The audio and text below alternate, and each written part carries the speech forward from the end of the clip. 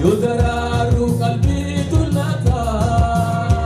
wadiyon manam markata gamachu namal durbata Yodararu